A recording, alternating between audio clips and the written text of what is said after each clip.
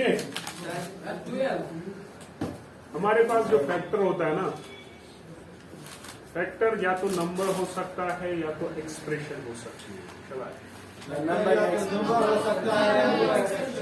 Factor या तो number हो सकता है या तो एक्सप्रेशन हो सकती है। यस सर, हो सकती है ना। यस सर, क्योंकि हम एक एक्सप्रेशन को एक्सप्रेशन से ही डिवाइड करते हैं और वहां से रिमाइंडर कभी कभार 0 आता है और रिमाइंडर कभी कभार कुछ एक्सप्रेशन ही मिलती है ना। Yes sir. अब ये फैक्टर होता क्या है? फैक्टर एक नंबर या एक एक्सप्रेशन होती है जो किसी भी नंबर या एक्सप्रेशन को एग्जैक्टली डिवाइड करे। एग्जैक्टली डिवाइड करें, यानी एग्जैक्टली डिवाइड करने का मतलब है कि रिमाइंडर जो है वो 0 है। रिमाइंडर क्या है? 0। अगर मैं 10 को डिवाइड करूं किससे? 5 से, मान लीजिए, ठीक है। तो 5 पर मिनट मत है, तो 5 2 आर, तो मेरा रिमाइंडर क्या आया? अब इस नंबर से मैंने इस 10 को एग्जैक्टली डिवाइड किया। क्यों एग्जैक्टली डिवाइड का मतलब है कि रिमाइंडर क्या आया? 0। इसी तरीके से अगर मैं फॉर एग्जाम्पल 5x से डिवाइड करूं 10x स्क्वायर को, 5x को 10x स्क्वायर को किससे डिवाइड करूं? 5x से। तो मैं क्या करूं? तो 5 2x अगर मैं मल्टीप्लाई करूं 5 2 आर 10, x इंटू एक्स क्या होता है बच्चा? x square. तो रिमाइंडर क्या आया? 0। अब यहां पर 5x क्या है? एक्सप्रेशन है कि नहीं? और 10x स्क्वायर क्या है? अब इस 10x स्क्वायर को मैंने डिवाइड किया किससे? 5x से। और इस 5x से ये 10x स्क्वायर एग्जैक्टली डिवाइड हुआ। अब ये 5x से मेरा 10x स्क्वायर एग्जैक्टली डिवाइड हुआ क्योंकि रिमाइंडर क्या आया? 0। और जिस नंबर या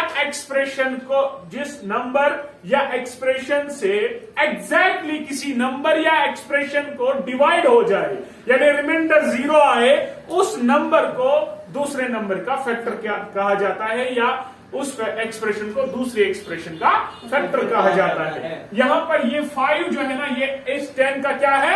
फैक्टर है। और अगर मैं 2 से यहां पर डिवाइड करूं तो 2 5 और 10, तो मैं कहूं कि 2 भी इसका फैक्टर है। यानी मेरे नंबर या एक्सप्रेशन को एक से ज्यादा फैक्टर हो सकते हैं। मेरे नंबर या मेरे एक्सप्रेशन को क्या एक से ज्यादा फैक्टर हो सकते हैं। अरे हो सकते हैं कि नहीं? अब अगर किसी ने बोला फैक्टर क्या होता है तो क्या बोलोगे? फैक्टर इज ए नंबर और expression. Factor is a number और एक्सप्रेशन जो क्या करे? एग्जैक्टली डिवाइड करे। किसको? नंबर या एक्सप्रेशन को इवनली। इवनली मतलब होता है यानी रिमाइंडर इसका क्या है? 0। समझ आ रहा है? Yes sir. अब मेरी बात सुनिए, अब फैक्टर निकालने के लिए कोई तरीका होता है कि नहीं? Yes sir. कोई भी काम करने का कोई तरीका है। अब ये फैक्टर निकालने के लिए कोई प्रोसेस है और जो भी फैक्टर निकालने के लिए जरूरत पड़ती है, बोलो, उसी प्रोसेस को फैक्टराइजेशन कहते हैं। उसी प्रोसेस को क्या कहते हैं? यानी फैक्टराइजेशन एक प्रोसेस होती है जिसके मदद से, जिसके हेल्प से मैं डिफरेंट नंबर्स के फैक्टर बता सकता हूं या फैक्टर निकाल सकता हूं। बात समझ आ रही है? अरे बात समझ आ रही है कि नहीं? ओके।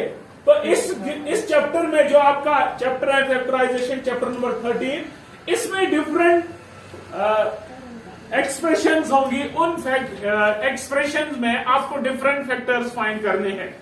अगर मैं 13.1 का क्वेश्चन नंबर फर्स्ट देखूं तो क्वेश्चन नंबर 1 क्या कह रहा है? ध्यान से सुनिएगा। इस क्वेश्चन से आपके क्वेश्चंस पूछे जाते हैं और आपको पूछे गए भी हैं, आपने T1 में देखा होगा।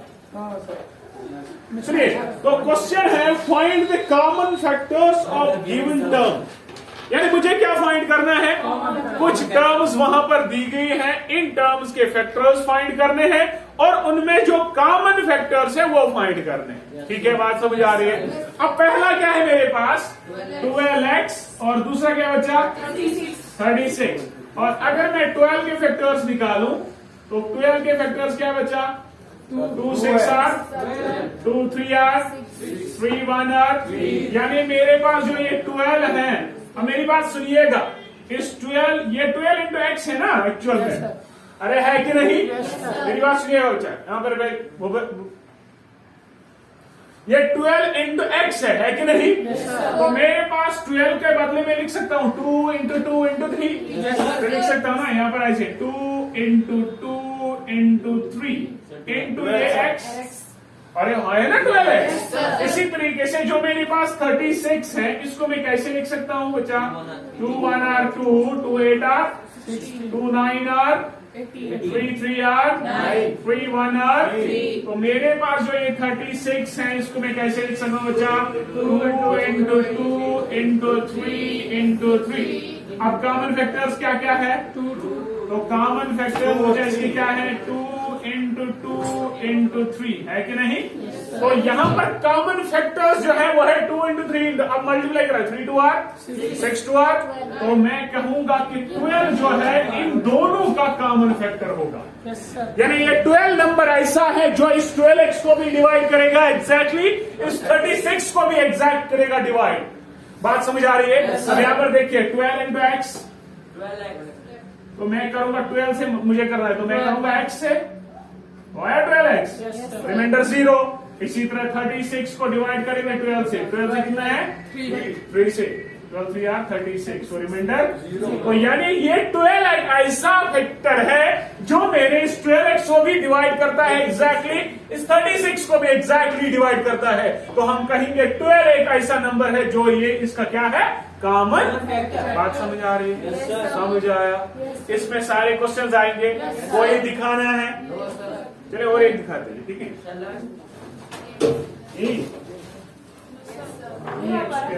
Y cube X cube Y square 6x square Y square. ये बच्चा देखो, सबसे पहले जो यहां पर कॉन्स्टेंट्स होते हैं इनको मैं y से ही फैक्टराइज कर सकता हूं सिंपली डिवीजन में, ठीक है? तो मेरे पास ये 3x स्क्वायर जो है y क्यूब जो है, ये एक्चुअल में कैसे है? 3 into X into X into Y into Y into Y, ऐसे ही है। दूसरा क्या है? 10x क्यूब वाई स्क्वायर, ये मेरे पास 10 है, 2 5 आर 5 1 आर 5। तो मेरे पास जो ये 10 के बदले में लिख सकता हूँ 5 into 2 into X into X into X Y into, लिख सकता हूँ? इसी तरीके से मेरे पास है 6x square Y square z, 6 के बदले 2 3 आर 1 आर। तो मैं इसको लिख सकता हूँ 3 into 2 into X into X into Y into Z, अरे लिख सकता हूँ? अब यहाँ पर देखिए कॉमन फैक्टर।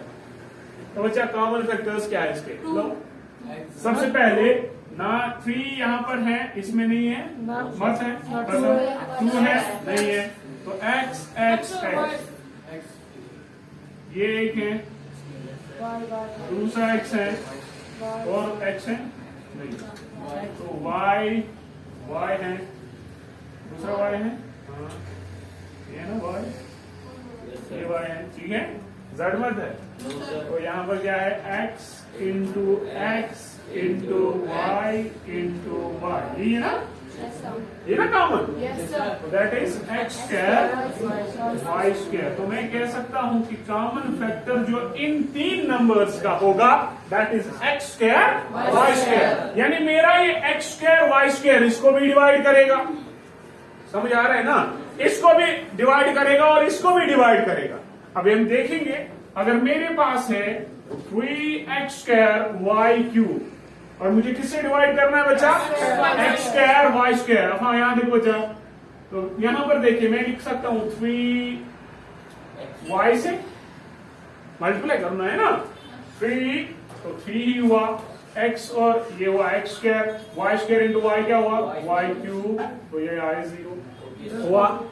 अरे हुआ कि नहीं? अब ये नंबर ऐसा है, ये ऐसी एक एक्सप्रेशन है जो मैंने इन तीन एक्सप्रेशन को डिवाइड करता है, यानी रिमाइंडर एग्जैक्टली डिवाइड करता है। तो मैं कह सकता हूं कि इन तीन एक्सप्रेशन का जो कॉमन फैक्टर है वो क्या है एक्स स्क्वायर वाई स्क्वायर। तो ये हमारे पास कॉमन फैक्टर है। क्या समझ आया? Yes, sir. कोई प्रॉब्लम? सारे क्वेश्चंस आएंगे कि नहीं? Yes, sir. ओके नाउ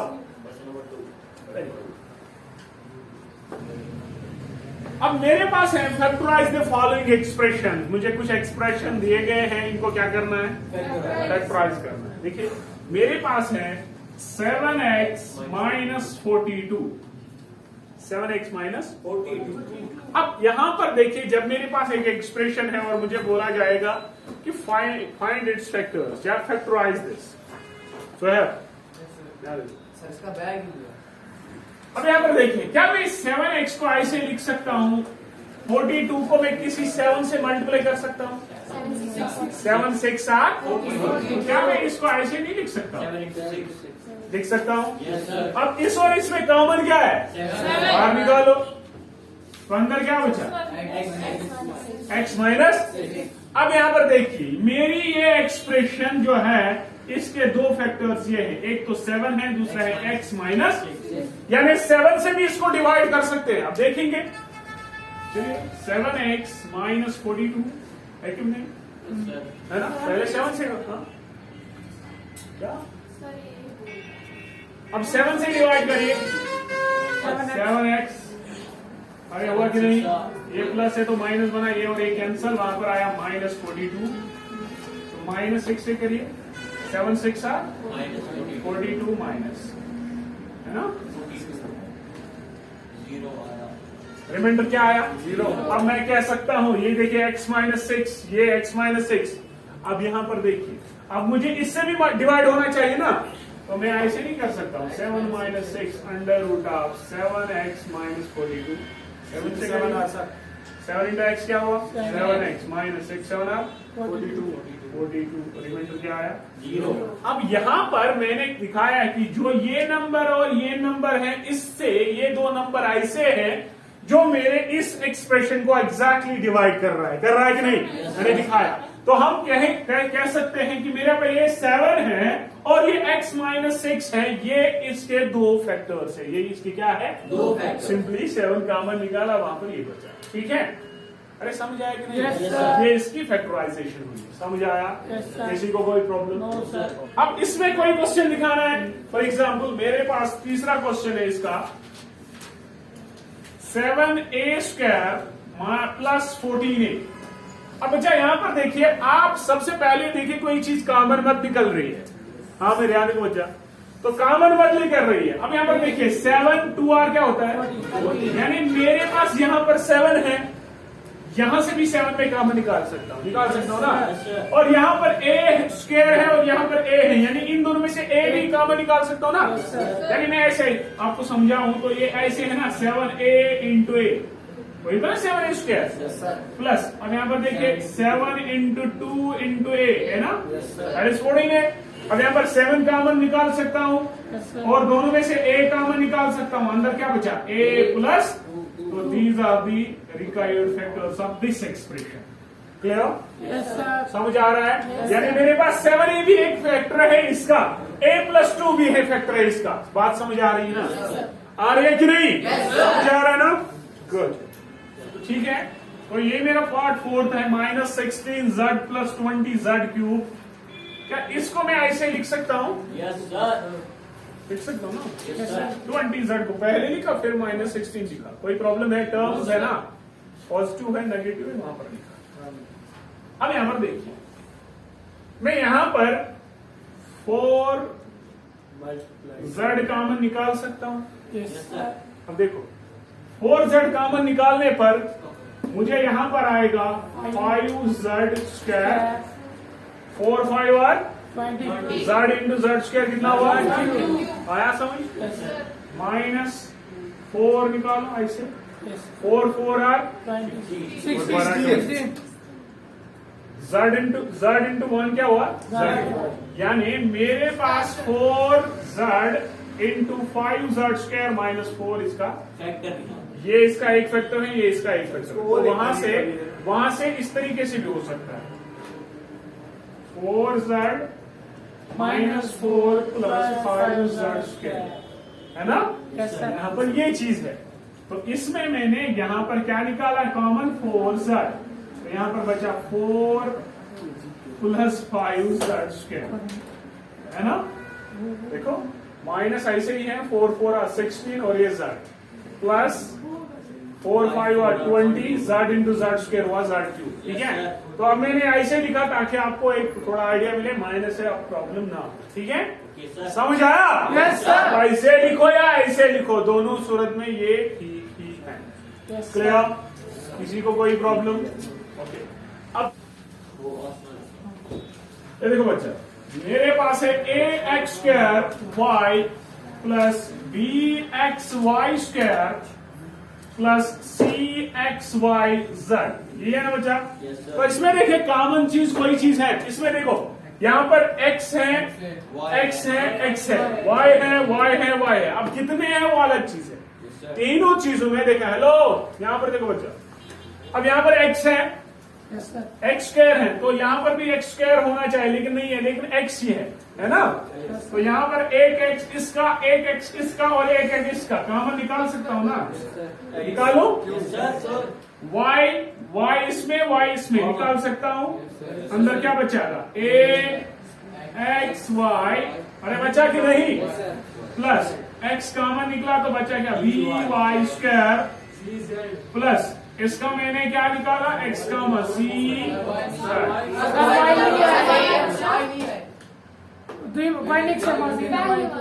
इसमें x y किस तरीके से आएगा? तो x y into ax plus b y plus c z, ये मेरे पास क्या है? समझ आया? टफ है, इनमें से देख रहा है कि कॉमन चीज क्या है, वो कॉमन निकाल ली, बात खत्म। ठीक। नाउ नेक्स्ट, इसमें भी फैक्टराइजेशन ही करनी है। देखो क्या है बच्चा,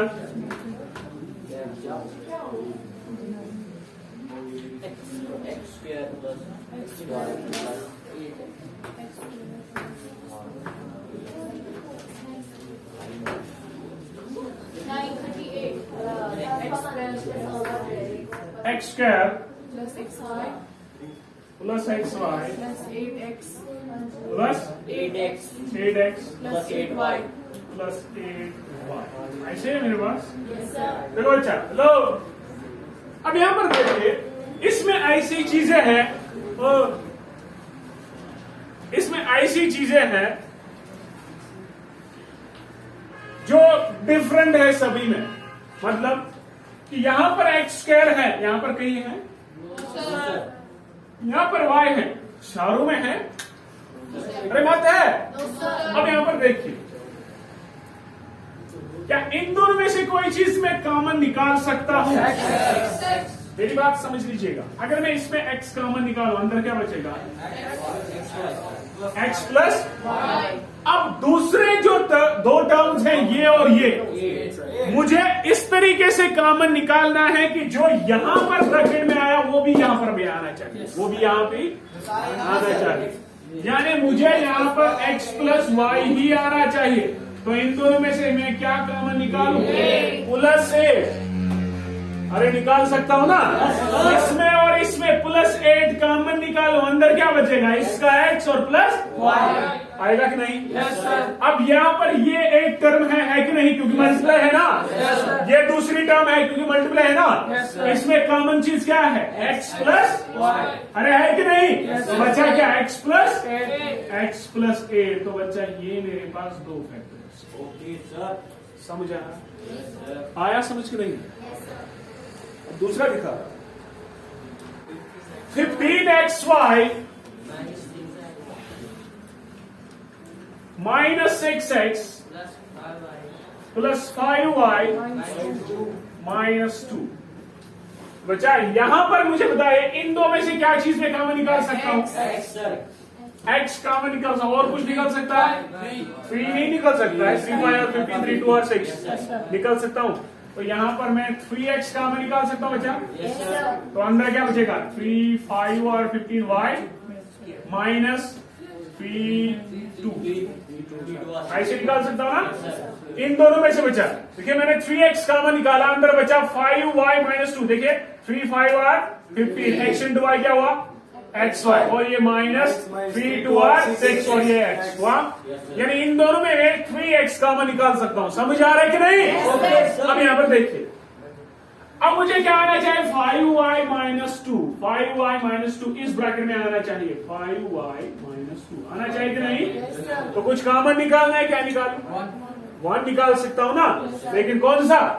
+1। अगर मैं -1 निकालूं तो ये बनेगा -5y। तब मुझे प्रॉब्लम होगी, नहीं होगी।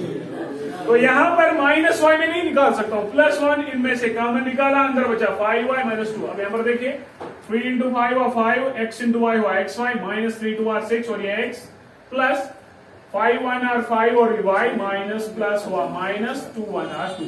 समझ आ रहा है कि नहीं? अब ये मेरे पास एक टर्म है, ये मेरे पास एक टर्म है, 5y माइनस 2 कॉमन निकाल सकता हूं। तो 3x प्लस 1 दूसरा, तो ये मेरे पास इसका फैक्टर है। समझ आ रहा है?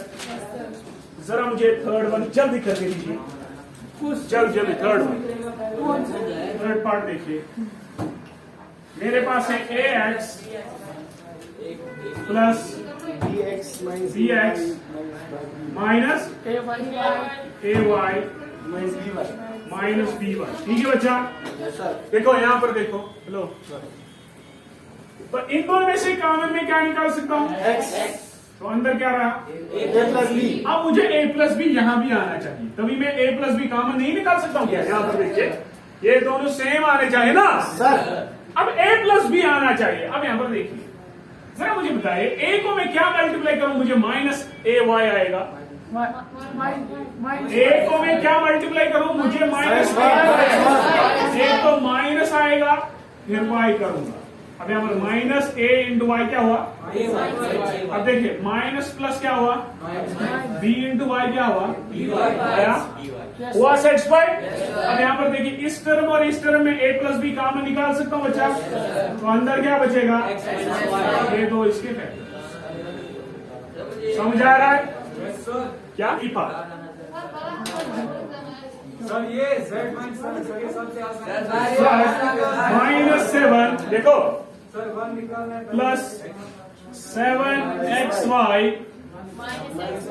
Minus XYZ। देखो यहाँ पर ये घुमाने के लिए काफी है ये क्वेश्चन। ठीक है, अब यहाँ पर देखो, अब इसमें इन दो टर्म्स में मैं क्या कॉमन निकालूं? 1 देखो सर पहले देखो देखो देखो, थोड़ा सा मैं इसको थोड़ा सा अरेंज करूं सो दैट आपको ये क्या है? z -7। देखो अगर मैं ऐसे लिखूं 7xy -7 minus XYZ plus z चलेगा? Yes sir. पहले मैंने ये लिखा, फिर ये लिखा, फिर ये लिखा, फिर ये लिखा। ठीक है, क्यों लिखा मैं दिखाता हूं। देखिए इन दोनों में से मैं 7 कॉमन निकाल सकता हूं ना? यही स्टेप है ना? कुछ मार्क्स पहला, आज 5 मार्क्स से भाई ध्यान देखो। तो अंदर क्या बचा? बचा कि नहीं? इन दोनों में से 7 कॉमन निकाला है तो अंदर बचा XY और इसका बचा 1। अरे बचा कि नहीं? अब मुझे क्या आना चाहिए? XY -1 आना चाहिए कि नहीं? आना चाहिए ना, सेम आना चाहिए। अब यहाँ पर बोलते XY को क्या मल्टीप्लाई करूं? मुझे आएगा माइनस XYZ। माइनस Z करूं तो मुझे क्या आएगा? XY माइनस माइनस Z1 और वो सेट्स पे खुद ही। अब इसमें और इसमें कॉमन क्या निकाला? XY -1 और Z -7 माइनस Z। अब यहां पर देखिए, पीछे अगर आप आंसर देखोगे तो ये नहीं होगा। मेरी बात सुनिए, अगर मैं कुछ टर्म से माइनस कॉमन निकालूं यानी ब्रैकेट से बाहर माइनस निकालू, जो अंदर वाली टर्म्स हैं उनकी जो साइंस है वो चेंज होगी, यानी जो माइनस होगा वो प्लस बनेगा, जो प्लस होगा वो माइनस बनेगा। ठीक है, ये मेरे पास है एक्स वाई और ये प्लस है कि नहीं, है ना, तो ये भी प्लस है। अगर मैं इनमें से -1 कॉमन निकालू, -1 क्या निकालू, या खाली माइनस कॉमन निकालू, निकाल सकता हूं ना। Yes sir. तो अंदर क्या बचेगा, 1 माइनस एक्स वाई बचेगा कि नहीं, यानी जो प्लस है वो माइनस बनेंगे, जो माइनस है वो प्लस बनेंगे। अरे होगी कि नहीं। और मैंने जब इन दो टर्म से माइनस कॉमन निकाला, अंदर जो माइनस वाला 1 है वो प्लस बन गया, जो ये प्लस वाला एक्स वाई है माइनस बन गया। ठीक है, और ये इनटू में है, क्या है, समझ लीजिएगा। और इनमें से भी अगर मैं माइनस कॉमन निकालू, क्या निकालू, तो अंदर क्या बचेगा, माइनस 7 बचा कि नहीं, जो अंदर माइनस है वो प्लस बना, जो प्लस है वो माइनस बना। यहां तक कोई प्रॉब्लम, क्योंकि मल्टीप्लाई में है ना, तो माइनस इंटू माइनस क्या हुआ, प्लस हुआ, तो आंसर क्या बचा, 1 minus X Y into Z minus. ठीक है, अब इस फैक्टराइजेशन के तरीके बहुत होते हैं, कोई ऐसा करे, कोई दूसरे तरीके से भी कर सकता है, आंसर आपको मिलेगा। ठीक है, तो ये मेरी एक्सरसाइज 13.1 है।